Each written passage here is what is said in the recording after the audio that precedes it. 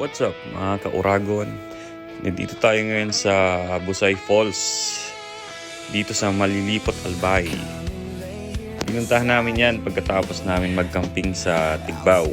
Kasi nag-overnight kami doon. Sabi ng bunso namin, diretso na kami dyan sa Busay Falls para makaligo, makapagpalamig. Kaya ayan, diretso kami, umalis kami sa Tigbao which is 7:30 ata. Tapos dumating kami dyan mag-aalas 9. So malapit lang yung biyahe. Siguro mga isang oras mahigit lang.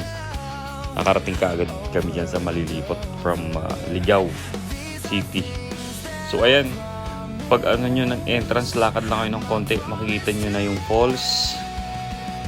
Sobrang ganda rin dyan at ang lamig ng tubig.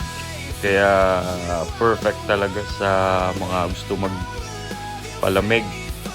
Kaya sa mga gusto pumunta dyan, bistahin nyo lang din. Madali lang puntahan, hindi mahirap yung daan. At madali lang hanapin. Tsaka mura lang din yung entrance fee nila. Nasa 20 pesos lang. Tsaka yung parking nila, nasa 25 pesos lang din. Solid na solid yung bayad nyo dyan.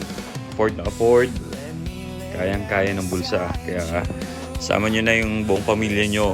Pamilya, barkada nyo, mga jowa nyo. Ayan, para mabisita nyo yung Busay Falls. At ayan na nga, hindi na ako nakatiis, naligo na agad ako kasi init na kami dyan. Mga 10 o'clock na rin dyan. Kaya ayan, nagluto na yung pamangkin ko ng hotdog. Kasi yan na lang yung tira namin nung nag-camping kami. Hindi na kami masyado nakabili pa ng ulam kasi dumiretso na kami dyan. Ayan, binili pa namin yan kagabi sa camping, di namin naluto, nakalimutan namin. Kaya dyan na namin tinira yung pili.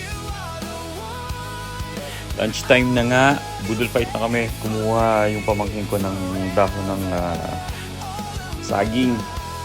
Kaya ayan, binuhos na namin dyan lahat yung pagkain namin. Simpleng pagkain pero solid na solid dyan. Tapos ganito yung view mo habang kumakain. Kaya sa mga gusto pumunta dito sa Busay Falls, bisitahin nyo lang. Sobrang solid din dito. Kaya let's go guys!